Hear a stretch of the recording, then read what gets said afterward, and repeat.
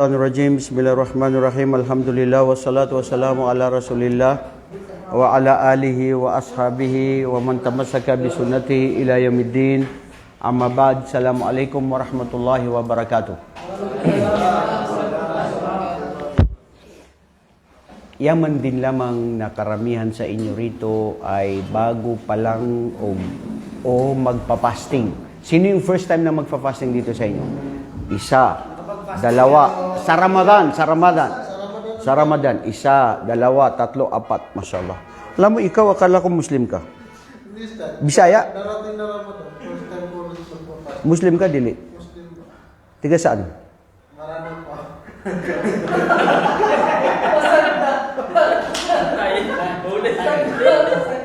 Scammer ka, scammer ha.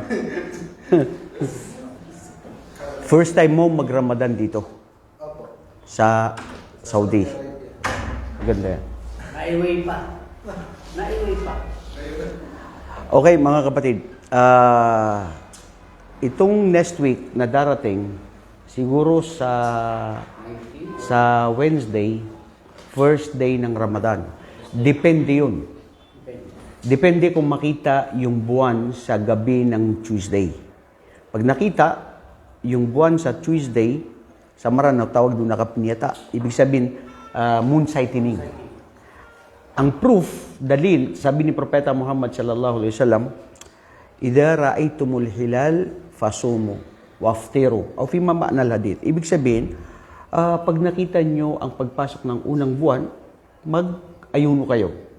O ganun din ang unang pagkita nyo sa buwan pagkatapos ng Ramadan, sa pagpasok ng Shawwal, pag nakita nyo ron, i-break ninyo ang inyong fast.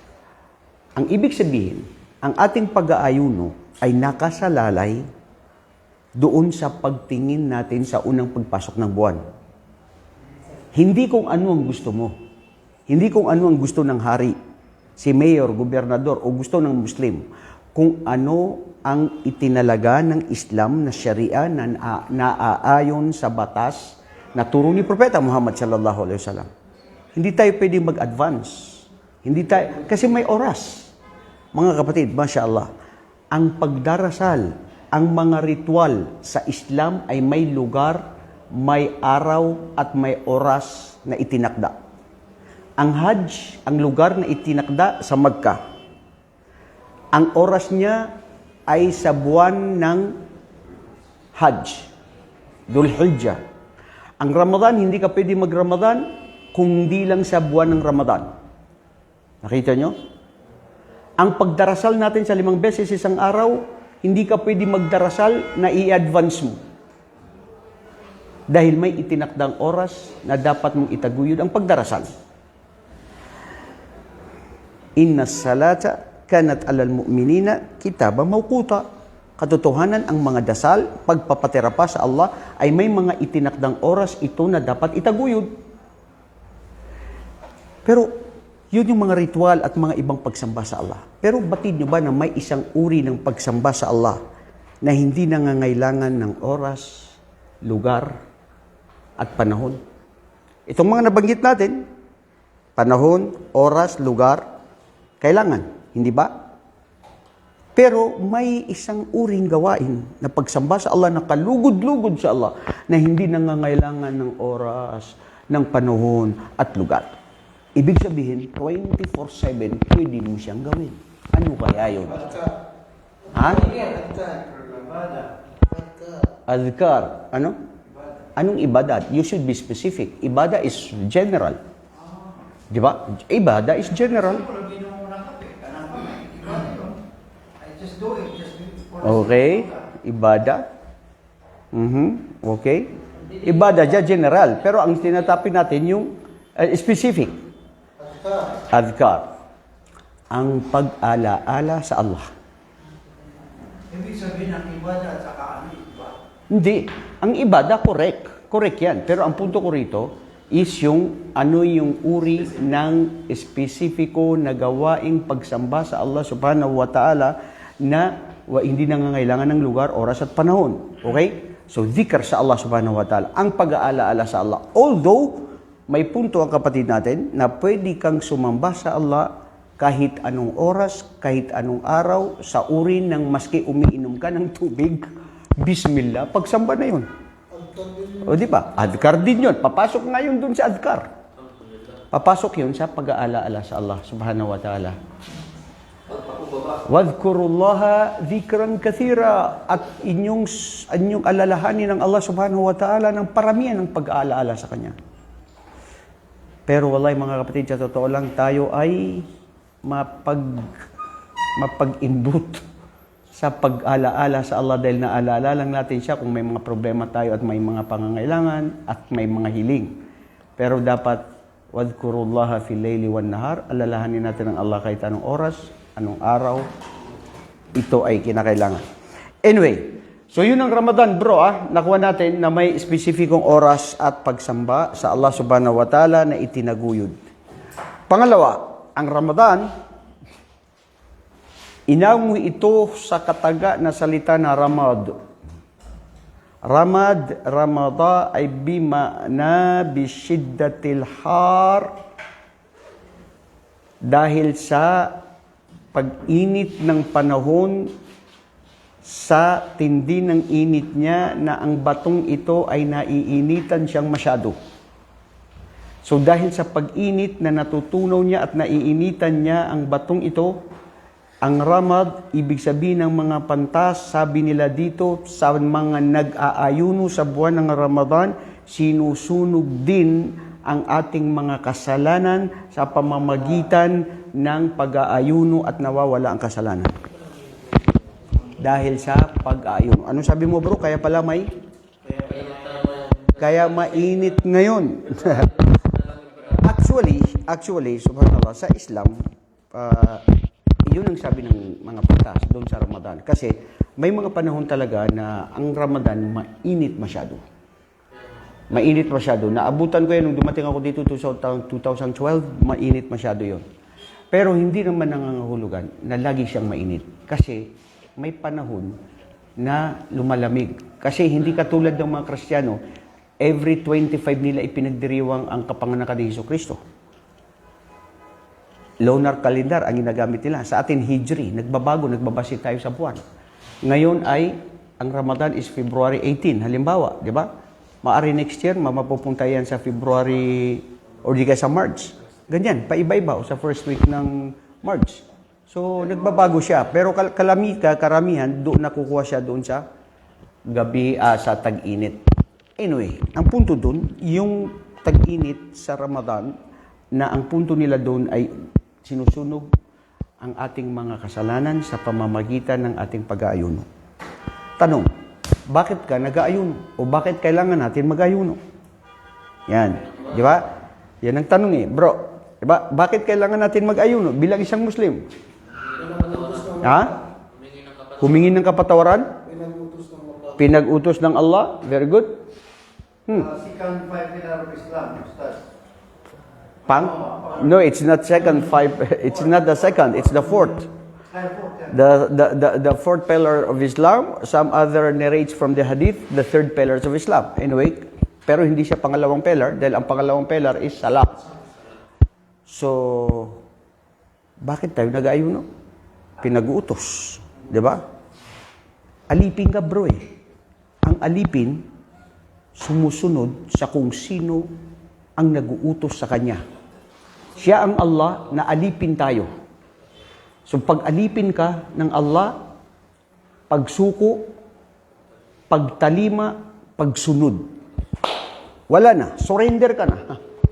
At isipin mo, ang lahat ng pag-uutos ng Allah ay may dahilan at ito ay makakabuti sa tao. Walang ipinag-utos ang Allah subhanahu wa ta'ala na masama sa kanyang mga alipin. Ang kanyang pinag-uutos, pag ito'y ginawa, nakakabuti sa tao. Pag ang haram na ipinagbawal niya at sinunod mo ang paggawa ng haram, ito ay makakasama sa iyo. So walang mawawala sa ating tagapaglikha kung hindi natin siya sundin. Ang may kawalan, ikaw na tao, ikaw na maranaw, na hindi sumusunod sa pag-uutos ng Allah. Dahil siya ay nananatili na pinupuri at niluluwalhati. Ang may kawalan, ang isang tao na hindi niya isabuhay ang pag-uutos ng Islam. So, subhanallah, yun ang Ramadan. Ngayon, punta tayo dun sa istilah, yung sa kanilang pagpapaliwanag.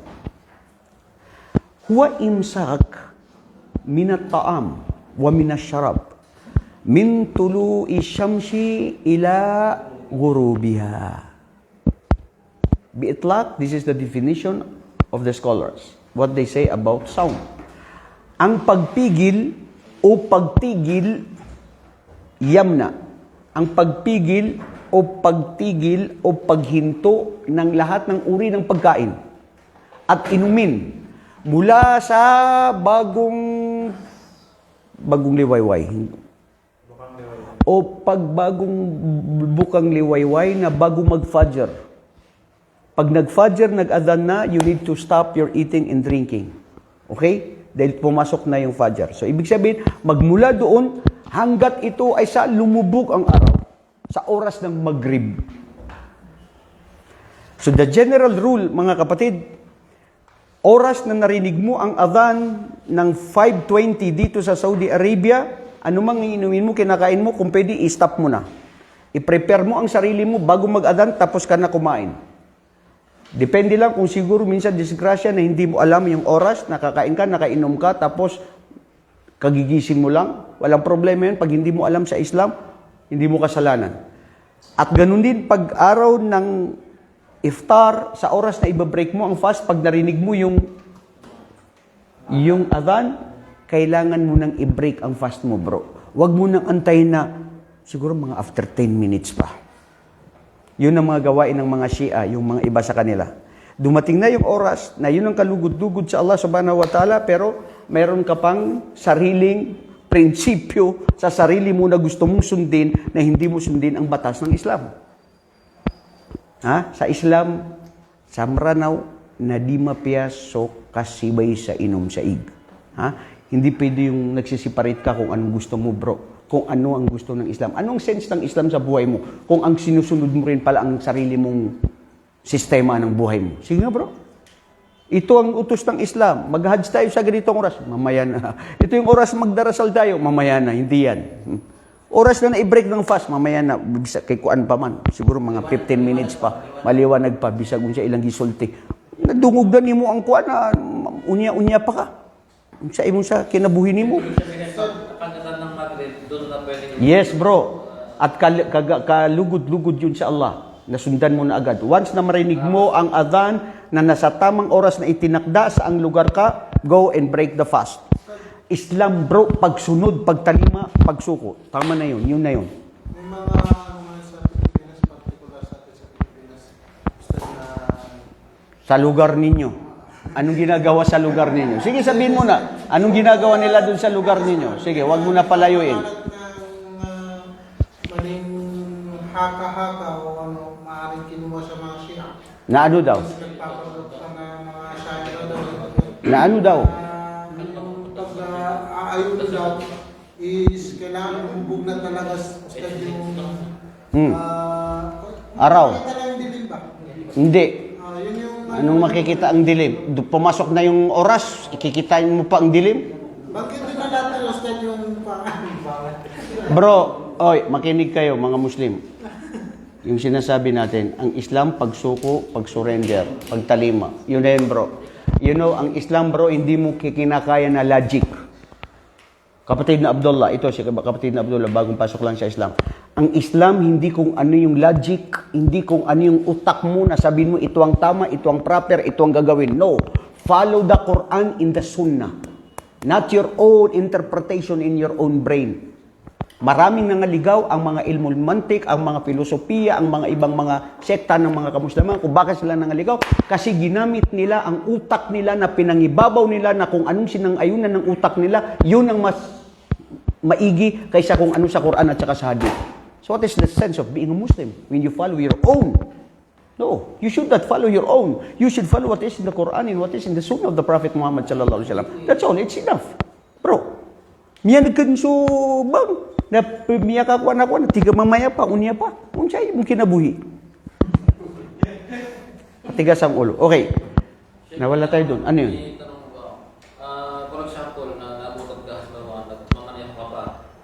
Tapos nagtatanong na ng wala ko naman pagkain. Hmm.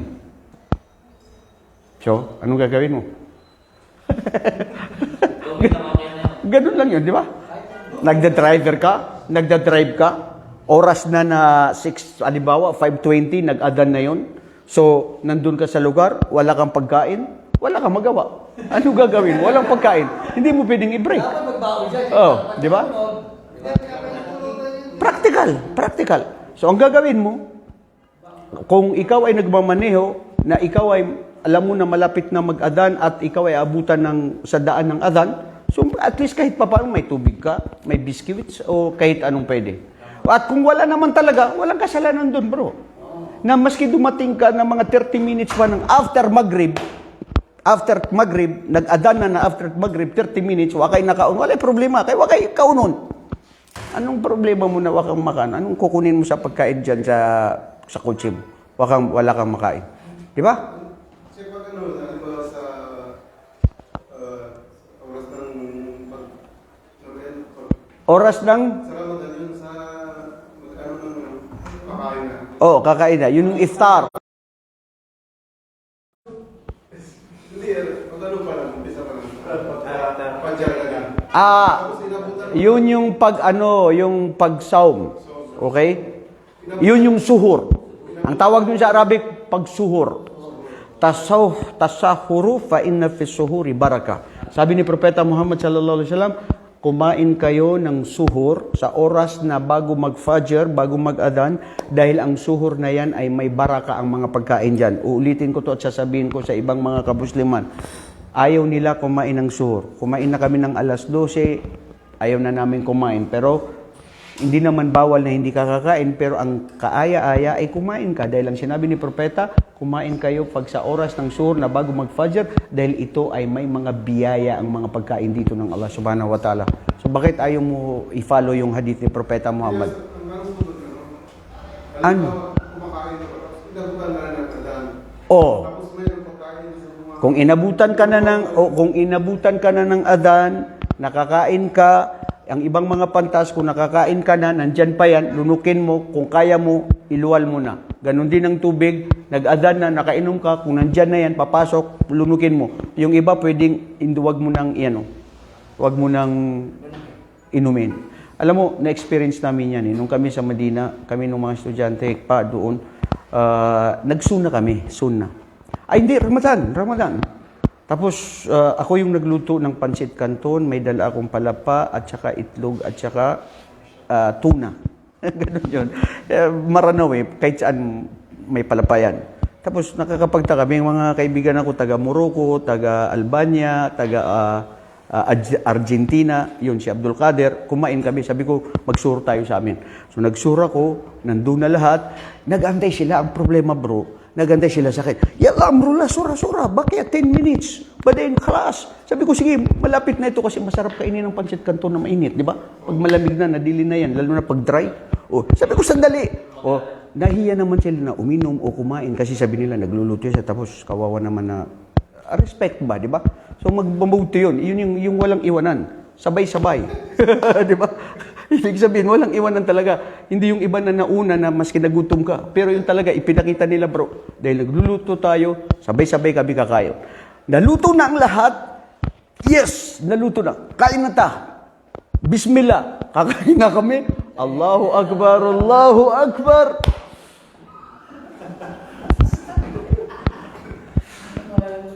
Tatlo sila. Iba-ibang lugar. Morocco, Argentina, Albania. Mga kaibigan ko yun eh. Sabi niya, astaghfirullah, hawla wala quwwata illa billah. Samrano na miyay na miran so kniran. So, bro, anong aral dun ngayon? Sige nga, anong aral dun? Ang aral, pagtalima, sumunod. Di ba? Ang aral dun ano? Dapat maaga ka magluto. Preparado ka agad. Anong aral dun? Pero minsan, Aywan ko, anong aral doon? Ikaw, anong aral na nakuha mo doon? Ha? Sinubukan ko na po kasi mag-fasting ng Monday to Wednesday. So, umaga po ako nagigising 4 o'clock, kumakain ako ng itlog. Itlog, okay lang yan. Kumain ka ng itlog araw-araw, mas sustansya yan sa tao. Lalo na tayo rito mga taga Saudi, mga mukhang itlog na tayo ngayon lahat. Oh, ano problema dun? Hindi, wala pa po nagtuturo sa akin na kailangan pwede bang kumain.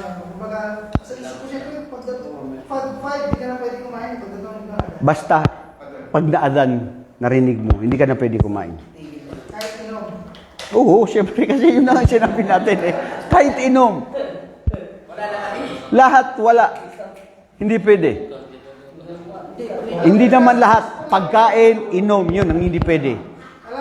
Pakipagtalik sa asawa, yun, hindi pwede. Maghulat lang ka, maghulat. Mag-antay ka. Pag after ng Maghrib, kainin mo kahit anong gusto mo kainin. Huwag ka lang kumain ng baboy. Start, ano lang, sa pagtapos ng mother. Oh. Minsan, di ba, ang sabi kasi ng pagtulog ng agad, kumain ako ng tama. Ang nangyayari ko kasi, pagkatapos ko magsala, saka ako kumakain ng tama. Kaya mas maganda ang gawin ko. Pagtulog ng agad, kumain ako ng dates, kasi kaya ako ng mga tubig.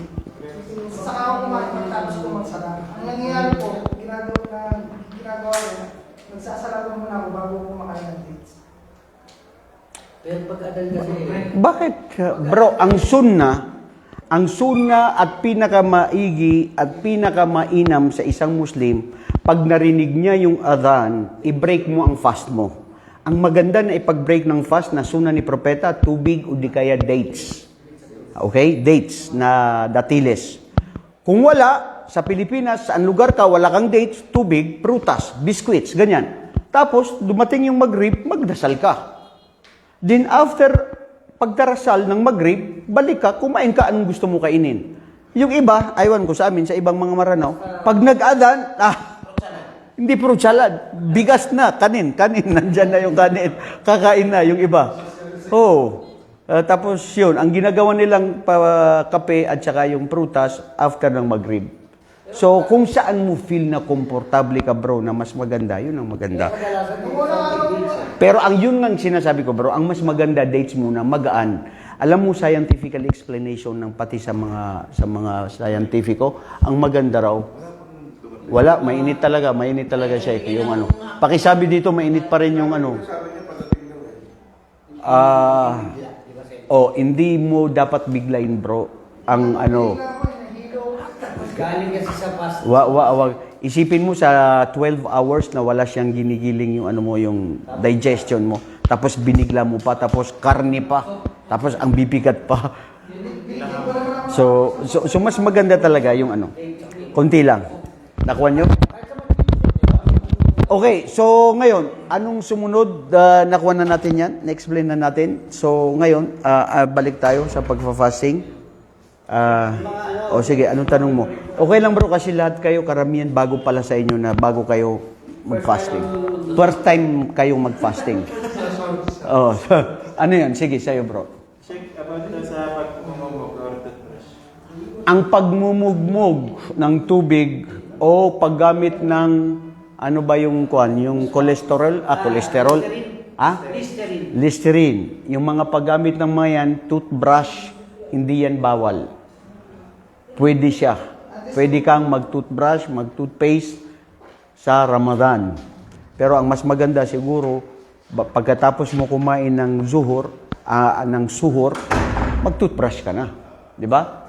Yung iba naman matutulog, bago mag-opisina, nagigising ng 10, 11 o'clock, mag-toothbrush pa rin, laman jais, walang problema doon. Wag mo lang yung ikaw yung tinitikman mo na gusto mo kainin o ganon, wala. You have to avoid.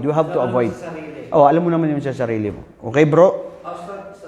Sige. Halimbawa, yung tuyo na yung labi mo, pwede parang bumugalan, diba? Anong gagawin mo sa labi mo? Tuyong-tuyo na labi. Tuyong-tuyo na, very dry. Tapos gusto mo lagyan ng tubig. Parang, sa pagbubugal kasi, pwede ba yun? Maaari ganun. Oo, wala problema yun. Magmumumug ka, tapos iluluwal mo. Importante hindi mo siya inumin. Pwede yan bro, pwede. So, nasagot ko ba yung tanong mo? Ano ba yung tanong mo? Yung pagmumumug pwede. Yung paggamit ng toothpaste, pwede rin. Pagmumumog pwede rin. Yes. Alam mo bro, ang pinakamahirap na talagang pagpa-fasting sa atin sa Manila, sa Pilipinas. Kasi after ng Fajr, yung mga nag-uopisina, yung mga estudyante, paglabas pa lang alas 7 ng umaga, nasa kapaligiran nila pagkain, palamig, tapos lalo na kung summer, tag-init, Allahu Akbar. Naranasan ko yan, maraming beses na, pero alhamdulillah dito sa Saudi Arabia, malamig pa ngayon, tapos bawal ang kumain dito, nakakahiya di ba? Dahil walang nakabukas ng mga restaurant. At sasabihin ko to doon sa amin, sa lugar namin, sana naman respetuhin natin ang Ramadan, bilang pagrespeto sa Ramadan, kung pwede ang mga restaurant magsarado.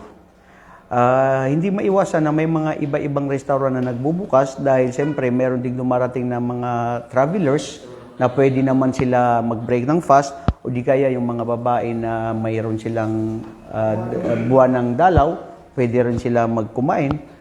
Pero nandun tayo, pero pwede naman kumain yung mga yun sa bahay nila, di ba? Not necessarily na may mag-open. Pero alhamdulillah sa Marawi City, mostly talaga naka-close yung mga restaurant doon. Ilan-ilan lang, hindi maiwasan. Ano yun bro? Yung mga may mga ano ba, hindi naman pasa sa lahat. Yung may mga nag-maintenance, yung like, Maganda yan. Yung mga may nag-maintenance ng gamot. May maintenance ka bro? wala naman, alhamdulillah. Hindi ka nag-maintenance? Alhamdulillah. Masya Allah, sana all. Ilan ang edad mo na bro? 62. Brother Abdullah ka, di ba? Fahad, ang edad mo, magsi-62 ka na, mula noon na ipinanganak ka hanggang ngayon, wala kang maintenance? Sana all. Masya Allah. Masya Allah. Biyaya yan sa'yo ng Allah, bro. So kung wala kang maintenance, ano ngayon ang nararamdaman mo sa sarili mo? Ustad, nagka-problema ko dati sa prostate, na-operahan ako. Actually, na-dialysis ako. Pero alhamdulillah, na ako. Ustad, Uy. kumuha ko ng ano. Sige bro, jazakallah khairan. Pakitingin yan bro, sige. Yes, kailangan yan. I-check up natin yan. Bro, pakitingin yan. Bro, gusto ko kapulutan ng aral yung sinasabi mo teka lang, na-dialysis ka? Na-dialysis ako. Kailan ka na-dialysis? Sa NKTI, mga siguro, mga isang buwan. Sa Maynila, sa KTI. Pero dito, nag-move ako dito sa Riyadh. Hindi, saan ka na KTI?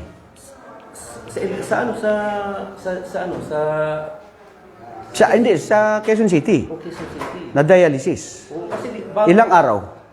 mga 2 months ata yun. Kasi halos 4 months ako sa Pilipinas. Okay? Kasi pag nandito na ako, nakatitid na ako. Pero ako, Okay? talagang, talaga ako. Pag pinipilit ko, wala talaga. Tapos nung kinakitid ako, halos, ang tubig sa akin halos dito na. Wow. Malapit na rito. Subhanallah. Sumusuma na ako. Oh. Nandito ka noon sa Saudi? Saudi ako noon. Tapos? Yung kalabog ng akin, diba? Oh. Akala ko doon, kasi active naman ako sa mga exercise.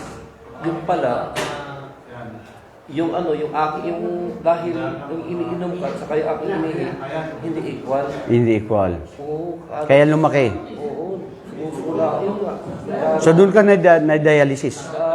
Dito pa lang? Kasi may katin ako for 2 months. Ang sa akin ng rito sa Saudi Arabia matutirahan, ayaw ng pamilya ko. Doon na lang sa PTI. Kaya doon ka na-operahan? Ang sabi sa akin, yung Kaya ang ginawa mo, umuwi ka muna? Talaga? Masya Allah. Bro, teka lang. Naka-aircon na? Ayan, maganda. Naka-aircon na tayo. Bro, may aral itong kinukwento ng kapatid natin na si Fahad. Masya Allah. Sana kapulutan natin ang aral. Okay, Fahad. So ngayon, nauwi ka sa Pilipinas, tapos doon ka na naoperahan. ang sabi ng doktor sa misis ko, nung nasa ako, sabi ng doktor sa misis ko, swerte ka at tamang doktor at tamang hospital ang nilapitan ng Kasi KTI kilala yan misis ko. Kung sa iba, mangangamit ang buhay ng asawa. Wow, Masya Allah. Okay, so ang nangyari, after 2 months na dialysis ka, gumaling ka uli. At hindi ka na na-dialysis. Hindi na. Doon lang sa oras na yun kasi nagkaroon ka ng ganun nga, infection, ng sakit, ganun. Saka nung pumunta ako dito, sa galing Pilipinas, rito. Pero ako yung parang kung saan sinasaksak yung dialysis. Oh, mashallah.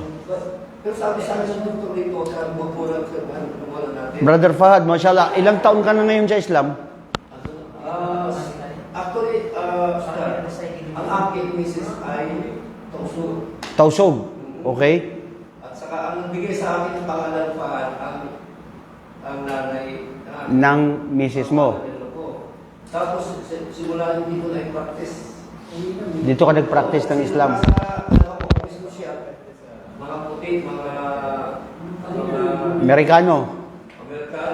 British, tapos mga Indiano, tapos Dubai ako. Nung pagpunta ko rito sa 2010 dito sa Riyadh, parang naghahanap ako ng parang may kulang sa sarili ko. Mashallah. Oo. Mashallah. At magandang desisyon mo, bro, dahil hindi huli ang lahat. Ito ang naging huli mo na nag-aaral ka sa Islam dahil ang hadith ni Propeta, sinabi niya, inamala amalu bi khawatimiha. Ang titignan ng Allah yung panghuli. So, inshallah, kung ano man yung dati na hindi ka masyado nag-practice sa Islam, ngayon, focus ka na. Yan ang pinagbabasihan. At mapalad ka, bro, mashallah. Nakapag-fasting ko rin ako for 14 days. Okay, very good. Sabi sa akin ng aking isang buwan kailangan yung fasting kasi Tama. Sige, so balik tayo dun sa tanong mo, paano daw yung may maintenance? Ang may maintenance, kayo na may mga nagmi-maintenance, bago kayo sa Ramadan, siyempre, bago pumasok ang Ramadan, punta kayo sa doktor ninyo. Sabi niyo, Dok, darating na ang Ramadan, walang kain kami from 5 to 6, ganyan. So 12 hours, walang kain, walang tubig, walang gamot, anong may advice ninyo? Kung sasabihin ng doktor, dahil malala ang sakit mo, kailangan mo talaga ng gamot, dahil kung hindi, panganibang buhay mo, huwag ka nang mag-ayuno. Mas preferably kasi yung health mo. Pag gumaling ka doon, inshallah, saka ka mag-ayuno. Pero anong gagawin mo, temporary, ay magpakain ka. Magbigay ka ng fidya sa mga tao. Na isang tao lang, na bago ka, sa araw na mga nalipas mo, magpakain ka rin. Sa Pilipinas, 150 peso na yun, okay na yun. Isang kain niya na iba-budget niya sa pagkain. Pwede mong gawing 300 kasi para mas maluwag, di ba? At yun ang punto doon, bro. Ibig sabihin, pwede tayong hindi mag-fasting kung makakaalam natin at advice ng doktor na hindi tayo pwedeng mag-fasting.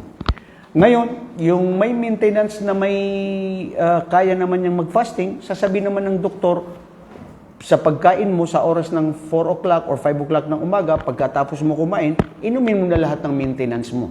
Instead na inumin mo siya ng alas 12, alauna ng hapon, sa lunchtime, doon mo na siya inumin. After ng break time mo sa Maghrib, so doon ka uli iinom ng gamot ng after 1 hour or 30 minutes. So ang punto doon, bro, may mga nagbi-maintenance sa oras ng Ramadan, tuloy-tuloy pa rin sila nagbi-maintenance. Ang tanong ko lang, kung i-advise ng doktor, pwede, go. Kung advice niya na malala at hindi pwede, kailangan mo ng maintenance, lalo na yung may mga dinadialysis, lalo na yung may mga naoperahan sa puso, lalo na yung kailangan na every 3 hours, mayroon silang mainom ng tubig. Kung advice ng doktor, hindi kayo mag-fasting, you can break your fast, and at the moment of time, ang gawin mo ay magpakain ka every day ng isang tao na nagpa-fasting. Magpapakain, ibig sabihin, magpapalibre sa kanya. Iba-break niya yung fast niya sa pamamagitan na nagsadaka ka ng pera. Yun yung fidya. Pwede yun. Bro, napakagandang Islam. Dalil natin sa Quran, wa in kuntum fi safarin aw marda faman kana minkum maridan aw ala safarin fa iddatu min ayamin ukhra. Ibig sabihin ay kung sino sa inyo yung may sakit o kayo ay naglalakbay, pwede ninyong ipagpaliban ng inyong pag-aayuno sa oras na gumaling kayo o sa oras na pagbalik niyo sa inyong lugar. Yung mga matatanda, yung may mga sakit na hindi na kaya, ibig sabihin pwede sila doon mag-fidya. So nasagot ko na yung tungkol doon sa pag-maintenance. Bro, so ngayon, ang pag-aayuno, kung bakit tayo nag-aayuno, pag-uutos ng Allah, makakabuti ito sa atin at ito rin ay ginawa ng mga nauna sa atin. Hindi lang sa mga kamusliman. ang mga unang nabigyan ng mga kitab, ang mga ahlul kitab, ang mga Hudyo at mga Kristiyano. Sila ay napag-utusan ng kanilang mga propeta na mag-ayuno. At ganun din sa time ni Propeta Muhammad na itinalaga ang pag-ayuno sa ikalawang taon ng hijra nung paglipat niya sa Madina. At dahil, bakit mga kapatid, ano ang aral sa pag-ayuno? La'allakum tattaqun. Tignan niyo bro ang pinakaminsahe ng pag-ayuno. La'allakum tattaqun. Nang sa gayon kayo ay maging matakutin sa Allah subhanahu wa ta'ala. Ang resulta ng inyong pag-aayuno, magiging matakutin kayo sa Allah subhanahu wa ta'ala. Magiging malapitin kayo sa Allah subhanahu wa ta'ala. Bakit? Dahil isipin mo, yung gusto mo, pinigilan mo dahil para sa Allah. Nagpapatunay na alipin ka. Nagpapatunay na masunurin ka. Na walang nakakakita sa'yo. Walang nakakarinig sa'yo. Anong ginagawa mo? Ikaw lang at ang iyong Panginoon ang nakakaalam sa ginagawa mo kung totoo ka sa sarili mo na nag-aayuno o hindi. Kung peke ka o hindi. So, sa oras na yun, doon ka naging nagpapatotoo sa sarili mo. So, sa oras na pagpigil mo sa mga pwede mong gawin, inumin, kainin, gutom na gutom ka na, gusto mong lumapit sa asawa mo, sa oras na yun, doon mo nakikita na hindi dapat lagi kong sundan ang sarili ko. Oras ito na igugugol ko para sa Allah. Because 1 month of Ramadan is a month of training that you have to be closer to your Creator. Because you need to abstain from whatever Allah subhanahu wa ta'ala has ordained us to do so. Okay? So, ipinag-utos na huwag kang kumain, huwag kang kumain. Susundin mo ang Allah subhanahu wa ta'ala. Ang resulta nun, bro, pagiging disiplina sa sarili. Ang resulta nun, subhanallah, sa loob ng isang buwan, isipin mo kung minsan naisip ko, kung walang pag-aayuno, kawawa ang isang Muslim. Dahil puros na lang pagsunod sa sarili. Sa buong isang taon, busy tayo sa pamilya, sa trabaho, sa mga kaibigan, kamag-anak, sa mundo, sa lahat ng mga kamunduan bagay. Pero dumating ang isang buwan ng Ramadan, kung saan ibinaba ang salita ng Allah, ang Quran kay Propeta Muhammad, para tayo ay magbasa ng Quran, para tayo ay magtarawih sa masjid, para tayo ay mag-ayuno sa buwan ng Ramadan, pipigilan ng pagkain at pag-inom, at hindi lang ang turo ng Ramadan ay pagpigil ng pagkain, pag-inom o pagtabi sa asawa, pagdisiplina sa sarili, datapwat ang isa sa turo ng Ramadan ay pigilan natin ang mga kasamaan ng ating dila. Pag nag-aayuno ka, dapat mong pigilan ang sarili mo kung lagi kang naglilibak, kung lagi kang nagmumura, kung lagi kang masama ang bibig mo, sa oras na yon, dapat mo ring pigilan yon. Dahil baka wala tayong mapala sa Ramadan. May mga nag-Ramadan na instead na makakuha sila ng reward from Allah, hindi tayo nagja-judge, ngunit ito ay mga pangitain, na paano, sasabi nga ng hadith ni Propeta Muhammad sallallahu alaihi wasallam, man lam yada qawla zur wa amalun bi falaysa lillahi hajjatun an yada'a ta'amahu wa syaraba. Ibig sabihin ng hadith, ang sinumang hindi niya pigilan ang sarili niya sa pagsalita ng mga masasamang salita o gawain ng masama, katotohanan si Allah ay hindi nangangailangan na kayo ay magutom sa ginagawa ninyo sa buwan ng Ramadan. So, mafhumul shahid fi hadal hadith. Anong maintindihan natin dyan sa hadith na yan? Ibig sabihin, hindi nangangailangan ng Allah na magutom tayo, mapagod tayo. Ang tunay na turo ng Islam ay disiplina sa sarili. Oras na ikaw ay naglilibak sa buwan ng Ramadan, nagchichismis, oras na ikaw ay ang mga alam natin bro ang sarili natin di ba? Ha? Alam mo sarili mo bro? Bakit masama tingin mo sa akin? Ikaw. Ha? Alam mo sarili mo, di ba? Huwag kang magalit bro, peace tayo. Ayaw kong makipag-away. Masarap pakinggan. Jazakallah khairan. Ibig sabihin bro, alam natin sarili natin. Alam natin mabuti tayo, alam natin masama tayo, alam natin chismoso tayo, alam natin tayo ay kuripot, alam natin na ang puso natin ay may riya, may pakitang tao, alam natin na ganito tayo. Nobody knows except you, yourself, you alone. Kaya dapat ang tao alam niya sarili niya. So dahil alam mo ang sarili mo sa buwan ng Ramadan, dapat isurrender mo ang lahat para sa Allah. Oras ng pagbabago. Sa maranaw na kasilimtad.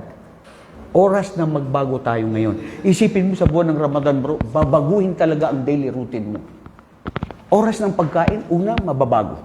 Hindi na yung pwede kang uminom at kumain.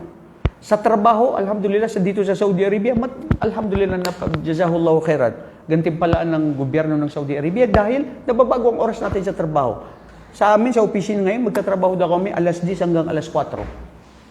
Pag pumasok ka ng 9 o'clock, lalabas ka ng 3 o'clock. Only 5 hours. Oh, kung wala, 8 hours. Pag hindi Ramadan, 8 hours tayo magtrabaho, di ba? Ngayon, naging 5 hours o 6 hours. Nabago na.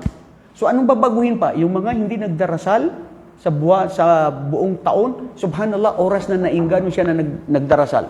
Nagbabalik loob sila at pumapasok sa, Masya Allah. Saan kayo galing? Papunta dito. Ha? So, anong aral doon, bro? Ang aral doon ay oras ng disiplina. Mapalapit sa Allah subhanahu wa ta'ala. Maalaala mo ang Allah subhanahu wa ta'ala. Sa buong taon, lagi tayo na busy sa makabundong bagay. Pero oras na ngayon, ng pagbabasa sa Quran, pagdarasal, pagpigil sa sarili ng kasamaan, at pakikinig. Lalo na dito sa social media, dapat ang mata natin, tenga natin, kung ano yung dating pinapakinggan natin ng mga pinapanood natin ng mga teleserye, yung mga nanonood ng mga Batang Quiapo. Sorry, Coco Martin, kasi hindi ka naman talaga Batang Quiapo eh. Ako yung Batang Quiapo. Ang punto doon, bro, ang punto doon, ibig sabihin, may oras na i-minimize natin. Alhamdulillah, kung hindi ka nanonood ng haram, good. Pero kung nanonood ka ng haram, wallahi, napakalaking kasalanan, bawal yan, lalong-lalo na sa buwan ng Ramadan.